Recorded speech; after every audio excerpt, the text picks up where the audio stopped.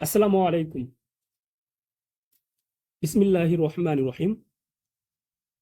কালো যদি মন্দ তবে কেশ পাকিলে কাঁদো কেনে, কালো চুলে রাঙা কুসুম হেরেছে কি নয়নে। যে লাইন দুটি পড়ছিলাম সেই লাইন দুটি উপন্যাস কবি উপন্যাসে তারাশঙ্কর বন্দ্যোপাধ্যায় লিখেছেন। এবং এই উপন্যাসে মেন চরিত্র নিতাচরণ তার আর একটা চরিত্র ঠাকুরজিকে দেখে এই লাইন দুটো লিখেছেন। তো আমি পড়তেছিলাম কবি তারাশঙ্কর বন্দ্যোপাধ্যায়ের লেখা, এবং ঐতিহ্য থেকে প্রকাশিত। মুদ্রিত মূল্য 450 টাকা। আপনার ঐতিহ্য থেকে কিনতে হতে পারবেন। কবি নিয়ে দুটো উপন্যাসই লেখা হয়েছে, একটা তারাশঙ্কর, একটা হুমায়ুন আহমেদের। দুটি আমার পড়া ছিল না। রিসেন্টলি আমি আজকে শেষ করলাম কবি তারাশঙ্কর বন্দ্যোপাধ্যায়ের লেখা বইটা, এবং পরবর্তীতে হুমায়ুন আহমেদেরটা পড়বো, সেটা আপনাদের জানাবো কেমন লাগলো। এক কথায় বলতে গেলে কবি উপন্যাসটা আমার কাছে অসাধারণ লেগেছে। এবং আগে যে দুটো লাইন পড়তেছিলাম আপনাদেরকে শোনাচ্ছিলাম, যে কালো যদি মন্দ তবে কেশ পাকলে কাঁদো কেন, কালো চুলে রাঙা কুসুম হেরেছে কি নয়নে। তো লাইন দুটো দিয়ে আমার উপন্যাসটা শুরু। আর ষষ্ঠ অধ্যায়ে এই লাইন দুটো নিতাইচরণ তার ঠাকুরজিকে দেখে এই লাইন দুটো লিখে এবং পদ ইয়া করেন। তো এবং এই এই উপন্যাসটার মধ্যে একটা কথাই আমার বলার, এই উপন্যাসটা এক কথা যদি আমি বলতে চাই, সেটা হচ্ছিল যে জীবনের পরিভ্রমণ, লাইফ, সার্কেল অফ লাইফ, জীবনের একটা শুরু থেকে শেষ পর্যন্ত তার লাইফ। এবং এই লাইফ, এই উপন্যাসটা যখন লেখা হয় সেই সময়কার সামাজিক অবস্থা, সেই সময়কার মানসিক অবস্থা, সেই সময়কার পারিবারিক অবস্থা, সেই সময়কার আর্থিক অবস্থার একটা সুবর্ণনা এই কবি উপন্যাসে দেওয়া আছে।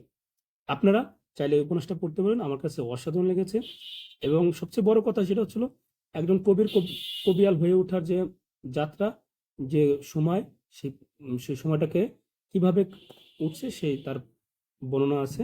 এবং আর একটা জিনিস সবচেয়ে আমার কাছে ভালো লেগেছে, তারাশঙ্কর বন্দ্যোপাধ্যায় 1971 সালে নোবেলের জন্য শর্টলিস্ট হয়েছিলেন।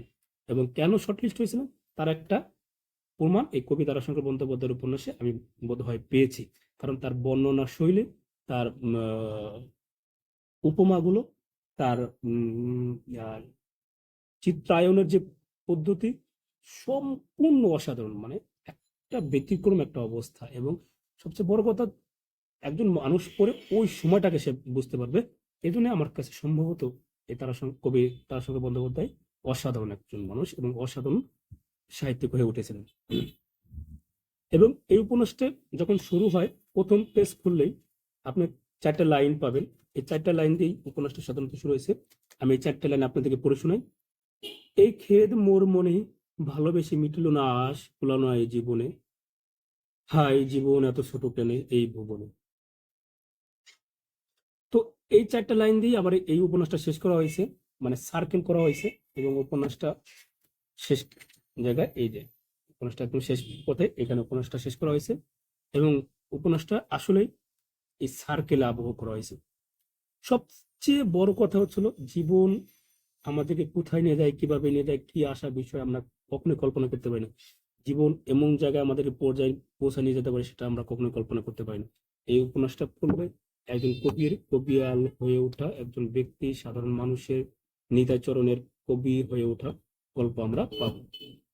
আর একটা জিনিস পাবো আমরা, সেটা হচ্ছিল সেই সময়কার কবি গান, যাত্রা গান, ঝুমুর দল, পালা গান, তারপরে দেহোপজীবনী, রূপজীবনী, এবং যেটা সহজ বাংলায় আমরা বলি বিশ্বে, নানান জিনিস আমরা জানতে পারবো।